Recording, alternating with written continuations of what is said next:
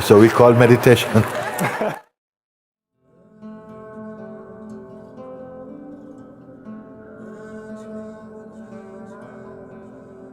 Je ne suis ni un orateur ni un prêcheur. Je n'ai pas pour mission de changer le monde. Je n'ai pas de paroles ou d'enseignements originaux à donner à quiconque. Je ne fais que refléter ce que j'ai vu et entendu, tout à fait ordinaire, très commun. Je n'ai pas de fascination pour des pensées ou des activités nouvelles. Tout enthousiasme pour des entreprises et des efforts qui concernent le monde est parti. Pour moi, les pensées, les paroles et les activités de la vie ne sont que des instruments au service de la paix, de la sérénité de l'être. Marche dans le feu de la découverte de toi-même. Ce feu ne te brûlera pas. Il brûlera seulement ce que tu n'es pas. Un homme affamé n'est pas intéressé par la nourriture. Un homme qui se noie n'est pas intéressé par l'air. Quand on est curieux, on s'instruit. Quand on est acharné, on découvre. Pour celles et ceux qui aspirent à la libération, la connaissance de soi n'est pas un intérêt, mais quelque chose de vital. Mais le mental est l'opium de l'être. Et ce mental est agité par l'impulsion d'accomplir ou de devenir. Tu ne peux pas atteindre ou devenir l'être, car l'être est déjà ce que tu es. Repose en cela, puisque c'est ce que tu es. Savoure la plénitude de savoir cela. C'est la vraie connaissance, la vraie satisfaction, le vrai contentement. Tous les courants du mental s'écoulent en définitive dans l'océan unique de l'être.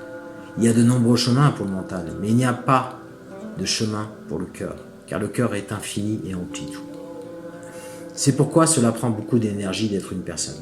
Cela ne demande en revanche aucun effort d'être toi-même. Une pensée n'a pas de pouvoir par elle-même, c'est en croyant en elle que tu lui donnes vie. Être vraiment là, c'est une invitation à demeurer en tant qu'être. Se comparer aux autres, c'est aussi imaginaire que d'aller nourrir des licornes. Laisse ta rivière couler à son gré.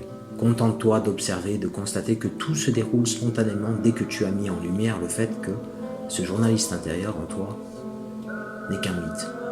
L'être n'est pas un accomplissement. Tu n'as pas besoin de faire, de défaire ou de changer quoi que ce soit afin d'être. L'être véritable est insondable et au-delà de la connaissance.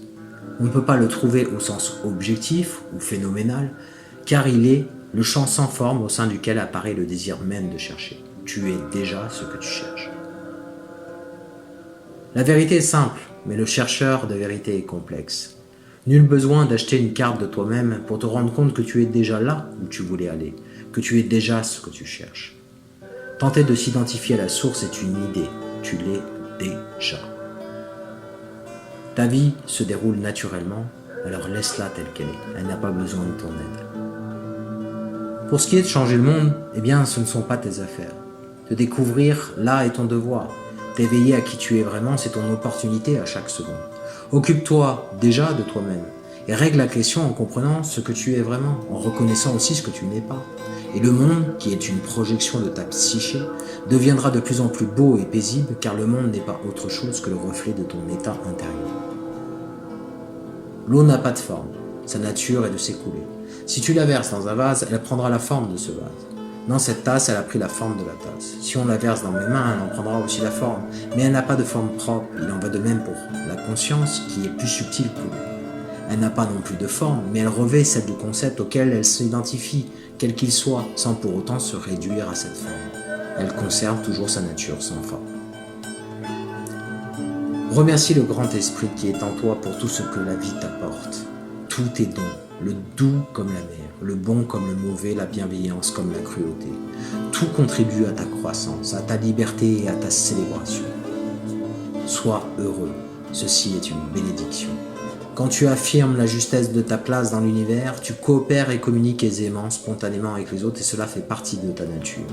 En étant toi-même, tu inspires les autres à être eux-mêmes, parce que tu reconnais ta nature réelle et te confirmes en elle. Tu n'as plus besoin de dominer les autres, ni de plier devant eux. Telle est la compassion. Chaque contact est une occasion de rassembler le vrai en toi.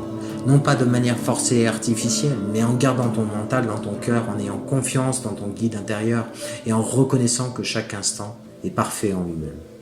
Ceci est ta responsabilité véritable et naturelle, ou plutôt la capacité de réagir sans effort aux besoins du moment. Quand tu médites, tu cherches à atteindre ce que tu ne peux pas ne pas être, c'est-à-dire toi-même. Tu ne fais qu'un avec toi-même. tellement que tu ne peux même pas te percevoir t'objectiver.